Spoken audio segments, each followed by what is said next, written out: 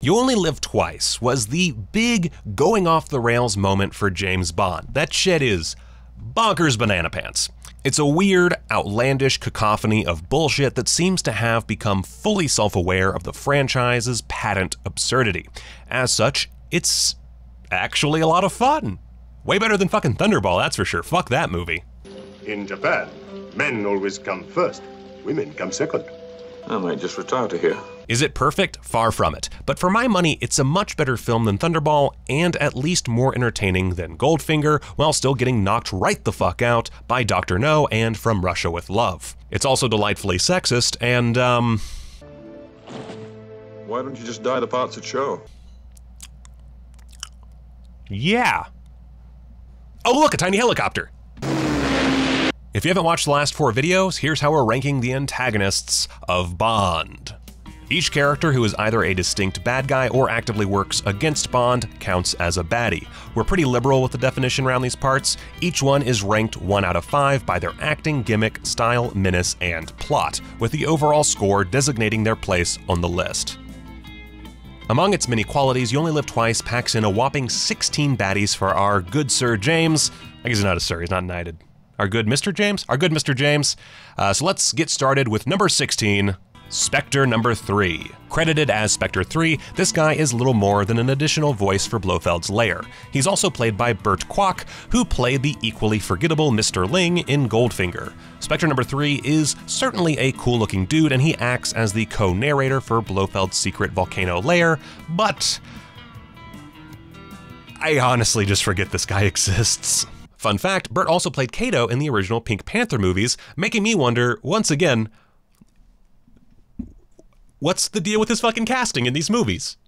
Why can't you guys cast fucking Kato right? Let him fight somebody, holy shit. Number 3 has to settle with a paltry 1.4. Number 15, OSATO security guards.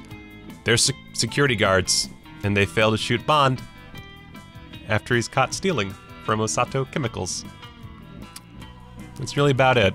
I honestly feel like an asshole for putting them on this list. Standard issue, par for the course, nothing to really discuss. They get a 1.6 and a pink slip for not being able to hit the broadside of a barn. 4, 3, 2, 1, 0, ignition! Number 14, Spectre number 4, aka Base Narrator. You'd be forgiven for not knowing number 4 in the Spectre organization even showed up in You Only Live Twice, since he just comes off as a glorified secretary. Michael Chow, who plays the adorable little narrator of the underground volcano base, went on to become a famous restaurateur and opened the famed Mr. Chow series of high-end fine dining establishments. Which, you know, I've walked by his restaurant here in Vegas, so like, there's that. I can't afford to like, you know, go there, but that's cool, I guess. I only bring this up because there's not much else to number 4 outside of a great audiobook career cut short by 007. 1.8 for the man with the cute cheeks. Number 13, Henderson's assassin. Look out, James, it's Blofeld! Oh, you must excuse this rather odd mixture of styles, but I refuse to go entirely Japanese. Oh, no, wait, that's just Henderson. Never mind, carry on. Henderson is the first Bond character played briefly by Charles Gray, who would go on to inexplicably take over for Donald Pleasance and Telly Savalas as Blofeld in Sean Connery's final performance with Eon in Diamonds Are Forever. But we're not here to talk about odd casting decisions in the good guy department. No, we're here to talk about this guy, who's feeling 2020 so hard. Anyway, that's all we see of Henderson's assassin, so can't go too high on the scoreboard. Nice mask though, over the nose and everything. He gets a 2. I love how these henchmen don't even realize that this 6'2" guy isn't their assassin friend. Like, and Big Boy here, he carries him all the way up to the OSATO offices without realizing it. Anyway, we'll get to this dude later on the list. Let's move on. Number 12, Japanese henchmen to go. These guys are who HELGA BRANDT sends after Bond when he leaves his meeting with OSATO, a meeting which delightfully makes the opening scene with Bond being killed somewhat pointless since the charade is so easily dismantled. Kill him. Anyway, these guys are fun. There's something about a car full of machine gun-toting henchmen getting picked up by a helicopter and tossed into the sea that is extremely therapeutic. All that said, these guys are in and out of the film super fast, and individually they have very little impact. As such, they garner a 2 out of 5. Number 11, Training Assassin. The second of 2 killers sent by Blofeld, this guy has the balls to walk into a ninja training compound and attack Bond in broad daylight while dozens of ninja train nearby. How he thought this would work out is anybody's guess. He also makes the unfortunate decision of brandishing his hidden knife for Bond to basically fully inspect before striking, ensuring that the yellow-faced spy has plenty of time to decimate this guy lickety-split. The final in our 2 out of 5 trilogy just didn't pick the right fight. Number 10, Ling & Company. Why do Chinese girls taste different from all other girls? I'm not actually sure Ling and her 2 briefly on-screen cohorts are actually bad guys. Ling is the woman we first see Bond finishing up with in the opening and who promises him some good duck before hitting a button to tidy up, followed by 2 machine guns getting unloaded into Bond's Venus bed trap. We never find out what Ling's deal is, but considering this is all set up to make it appear that Bond has been killed, I'm willing to bet she's on MI6's payroll. Still, since nothing's ever confirmed, here they are at number 10 with a 2.4. Number 9, Helicopter Squad. These guys are pretty much your standard issue helicopter flying henchmen, although instead of, say, ripping off Hitchcock like in From Russia with Love, these guys get a proper in-air battle complete with machine guns and rockets. It's one of the coolest parts of the film and features some wonderful battle photography. Where these guys fail is twofold. Firstly, their only real characteristics are that they're helicopter pilots, without a hero henchman on board any of them to give us some dramatic hook outside of, hey look, helicopter. The second issue is that, well, they lose to Little Nelly, which is a miniature helicopter that realistically shouldn't stand a chance. But also, Little Nelly is cool, so they get bonus points for sharing a scene with everyone's favorite dumb vehicle gadget combo. Little Nelly got a hot reception. 4 big shots made improper advances towards her, but she defended her honor with great success. 2.4 for losing to Little Nelly. Number 8, Attic Assassin. A scene so great it got directly referenced in Gross Point Blank, the murder of Aki is frankly a bit of a frustrating moment for me. On the one hand, the murder itself is phenomenal and one of You Only Live Twice's most iconic moments. On the other hand, it feels like a cheap and cruel disposal of a legitimately likable character, serving only to have Bond bone another hot Japanese chick. Anyway, that's all for another time. We're talking villains here. The Attic Assassin is not terribly important or even dangerous beyond his sneaky murder. Heck, technically he doesn't even get the murder right. His goal is to kill Bond, but by sheer luck he kills Aki instead. And he's quickly dispatched, giving us little more than one mean-spirited, but frankly pretty awesome, kill. 2.6 for sucking at his job. Number 7, Mr. OSATO. Mr. OSATO kinda sucks, but he's at least more of a credible antagonist and, like, actual character than Goldfinger's Mr. Ling. As the film's primary antagonist for much of the runtime, OSATO gets by on being a silver fox and for a short while being in control. Until, of course, he leaves Bond with HELGA BRANDT instead of just killing him, thereby leading to his inevitable downfall. After failing to kill Bond multiple times, he's brutally dispatched by Blofeld in a scene that honestly makes me question Blofeld's priorities, but that's a topic for later. 2.8, at least Blofeld gave him a shot. Number 6, OSATO Dockworkers. While Bond and Aki are investigating OSATO's importation of liquid nitrogen at the docks, they're attacked by a veritable shitload of dockworkers, and man, this is the most Japanese crime flick that You Only Live Twice gets. The whole sequence ending in an absolutely iconic helicopter shot is just great, and these guys look perfect for the sequence. Sure, they're not exactly fleshed out characters, but they set the necessary mood and even get the drop on Bond. If Mr. OSATO wasn't a fucking noob and HELGA BRANDT didn't decide to get cute with her high-flying murder routine, then these guys might have been the ones to finally kill Bond James Bond. Luckily for us, Bond villains are incredibly stupid. The blue-collar workers represent with a reasonable 2.8. Number 5, Hans.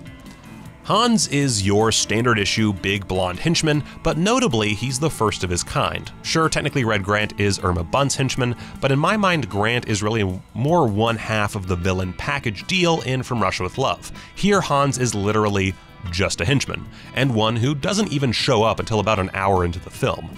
He looks great with an almost Brock Sampson-esque look. His eventual face-off against Bond doesn't quite match another fight from earlier that we'll get into, but it's a reasonably entertaining final bout for 007. Plus, Piranha.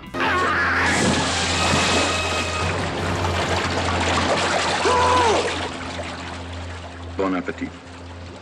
He's no Red Grant, but I'll take him, 2.8. Number 4, Volcano LAIR Henchmen. Okay, this one is a bit of a historical ranking. Most of these guys don't do jack, and some even just look awkward, but damn, what a great look. These are our first real, proper supervillain henchmen. Goldfinger came close before, and of course Dr. No has a similar, smaller scale operation, but these color-coordinated lackeys are everything you want in anonymous secret lair hench people. Oh, and they have a massive battle with an army of ninja. They might not be able to hold their own, but damn if they're not an integral part of this film's style. 3.2 for being trendsetters. Number 3, Sumo Hench. I don't actually know this guy's name since he's just credited as the driver, but to me he's Sumo Hench because he's a big boy. He's also great, and he's played by pro wrestler Peter Fanene Maivia, who's the grandfather of the one and only Dwayne Johnson. It's no surprise then that he gets the best fight in the whole film with a brutal match between himself and Bond. The fact that he didn't get the Hans role is honestly a bit of a shame. Like seriously, how fucking cool would that be? Big honking motherfucker, just destroying Bond in the volcano lair, just going full Dave Bautista on him.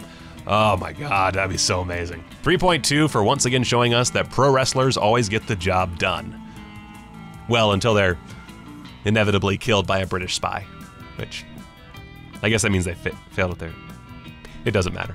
Number 2, Helga BRANDT. I love BRANDT almost as much as her red-headed predecessor, Fiona Volpe. Unfortunately, she's not utilized nearly as well and winds up paying for her mistakes pretty early on after just one failed attempt at killing Bond. Still, I love her look, the little hints to her torture methods, and the way she dies is suitably horrific for the big bad doing the killing. Interestingly, BRANDT is also Spectre number 11, which was a title given to this guy in Thunderball. He's the one who just barely escapes electrocution after failing to meet his numbers smuggling heroin into the US. Looks like he failed one time too many since BRANDT's taken his position. Karen Dor's performance here is excellent, and I particularly like how she communicates her unease in this scene where everyone else bows to Blofeld, suggesting that she knows she's about to become piranha food. 3.4 to the incredibly inefficient but super hot killer. Number 1, Blofeld, You Only Live Twice variant. I am Ernst Stavro Blofeld. Had to be the man himself. The one and only Donald Pleasence absolutely makes You Only Live Twice with a performance so iconic that new viewers will probably laugh when he shows up thanks to Mike Myers' extremely direct parody in Austin Powers. Right. Pleasence brings a lot of great little touches to his diminutive supervillain, who was originally written for and performed by a much burlier man. Jan Verick was the original choice to play Blofeld, but was taken off the production after it was decided that he looked too much like Santa Claus and wasn't fitting the role. What's fascinating about the choice to cast Pleasence is that Blofeld had always had such a stately manner to him when he was being portrayed by Anthony Dawson, and yet when we finally see him, he's basically the opposite of what we expected, and by some strange sort of witchcraft, it works. From his intense scar to his bizarre accent, Pleasence and the producers made a lot of interesting choices with the character, and if I'm putting my opinion out there as fact, they paid off. Kill Bond! Now! This guy has everything. Tons of cool henchmen, a secret volcano lair, a plot to take over the world, and a look that says, hey guys, I'm an evil mastermind.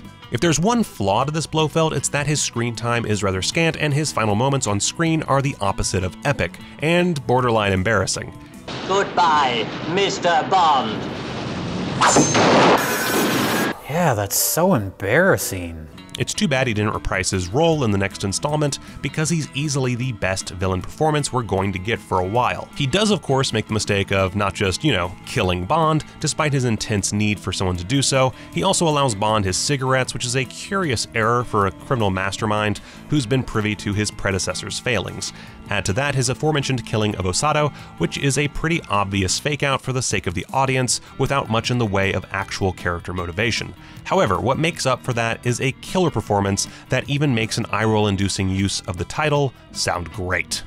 You only live twice, Mr. Bond. So yeah, Blofeld's You Only Live Twice variant is a phenomenal villain and as such gets a dominating 4.8. And that's it. Thank you for watching this You Only Live Twice Baddies ranking. I really enjoy this movie. It's one of my favorites to watch out of Sean Connery's series. I know I've been pretty harsh on him so far, and I wish I could apologize, but after the next installment, we're just gonna go back to shitting down Sean Connery's throat. So looking forward to next time. We're gonna have a new Bond, and it's gonna be pretty fun ranking the baddies of Order Majesty's Secret Service. Dope stuff. Thank you so much again. And, you know, don't forget to follow me on the Twitters and the Facebooks, all those really stupid, awful, evil entities. And also my Patreon. My patrons are amazing, dope as hell folks who I love talking to in our private Discord. That's just $10 a month, boop-a-doop-a-doop, to talk to me.